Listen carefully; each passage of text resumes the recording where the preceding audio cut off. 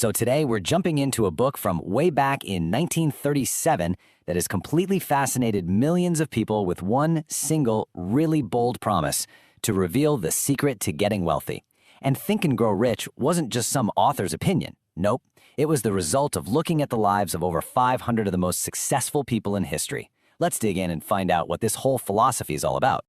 Okay, so the entire philosophy of this book, the whole thing really hangs on this one powerful idea. That our thoughts, they're not just random sparks in our brain. When we focus them, when we mix them with some real emotion and a super clear goal, they can literally, physically change our reality. It's a concept that sounds simple, right? But really grasping it is a whole other story. To really see how powerful this can be, we've got to look at a true story from the book. It's about a guy who had absolutely nothing but a thought, and he used that thought to land a partnership with one of the greatest inventors who ever lived.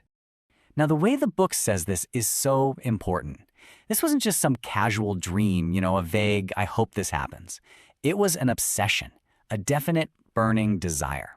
See, Barnes didn't just want to work for Edison. He was absolutely determined to work with him. And that one little distinction, it changes everything. For pretty much anyone else, this is where the story would have ended. Game over. But Barnes's desire was so intense that these massive problems were just bumps in the road. He actually hopped a freight train, arriving with nothing in his pockets but the absolute power of his conviction. So he shows up at Edison's lab, looking, and this isn't Edison's own words, like an ordinary tramp. But the inventor, being a genius, saw something way beyond his raggedy clothes.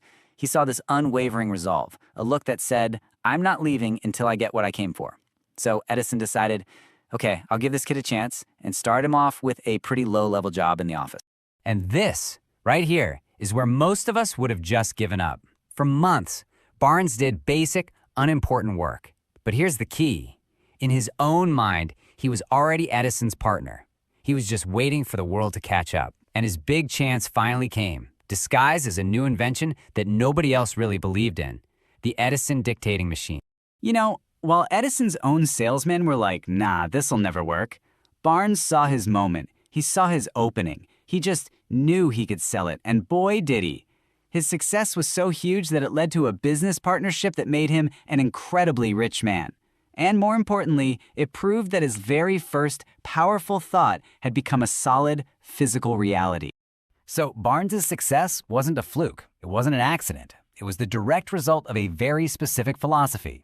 This story is just the opening shot in Napoleon Hill's classic Think and Grow Rich, a book that promises to lay out the very secret that allowed a guy with no money to literally think his way into a fortune. But this philosophy wasn't just something Hill dreamed up. No, he was on a mission, a challenge given to him by one of the richest men in all of history, the steel giant Andrew Carnegie. Carnegie was convinced there was a formula for success, a secret sauce that could be taught to anyone. And he basically told Hill, your job is to spend the next 20 years studying guys like Henry Ford, Theodore Roosevelt, and Thomas Edison, figure out what makes them tick, boil it down, and share it with the world. And that's exactly what Hill did.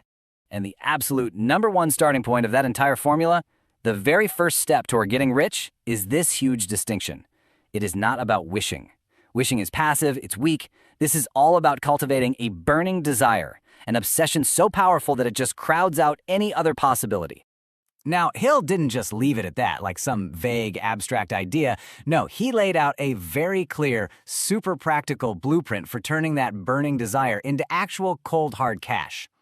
This method is all about making the goal as real and concrete as possible. Notice how specific everything is. An exact amount of money, an exact date, a written plan. But that last step, step 6, that's the real magic. It's about using repetition to convince your subconscious mind that this isn't just possible, it's already happening. Hill was so sure about this formula that he even had it checked and approved by Thomas Edison himself. Okay, but even if you have a burning desire and a perfect plan, there's one massive roadblock that stops most people dead in their tracks. And Hill illustrates this with another incredible story. So picture this, it's the gold rush. A guy named R.U. Darby and his uncle catch gold fever. They head out west, work their tails off, and then they hit the jackpot, a vein of pure, shining ore. They were so sure they were rich that they borrowed a ton of money to buy heavy machinery to haul it all out. They were right on the edge of paying off all their debts and making a massive profit. And then it was just gone. The gold vein completely vanished. They kept drilling, pushing farther and farther, but nothing. Finally, totally heartbroken and defeated, they just quit. So they sell all their expensive machinery for just a few $100 to a local junkman. But this junkman was smart. He didn't just guess, he hired an expert mining engineer. And the engineer's report was just shocking. The Darbys had failed simply because they didn't understand how fault lines in the earth worked. The gold was right there, a mere 3 feet from where they had stopped drilling. The junkman went on to take millions from that very mine. You see, one of the most common reasons for failure is just the habit of quitting when we get hit with a temporary setback.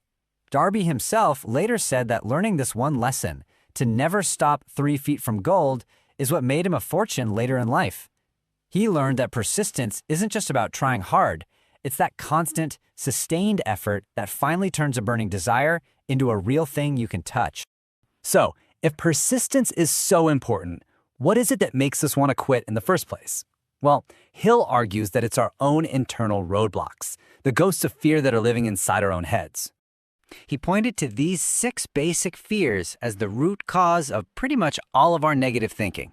They create doubt, they create indecision, and they are the enemies of persistence. These are the little voices in our head that tell us to quit when we might be just 3 feet from gold. And even though the title of the book is Think and Grow Rich, Hill makes a really important point. He says these principles don't just apply to money, they apply to any goal you have. And that the greatest riches in life are often the ones you can't count. Things like great friendships, happy families, and that deep sense of peace that comes from knowing you are in control of your own destiny. So in the end, the big secret that Hill spent 2 decades figuring out, it wasn't some magic trick. It's the deep understanding that our mind, when we learn to control it, is the most powerful force we have. A burning desire, backed up by rock-solid persistence and a mastery of our own fears, truly has the power to change our world. The whole philosophy has been laid out for us, so the real question isn't whether it works. The question is for you, what's the one goal that's so important to you that you're willing to go that extra 3 feet?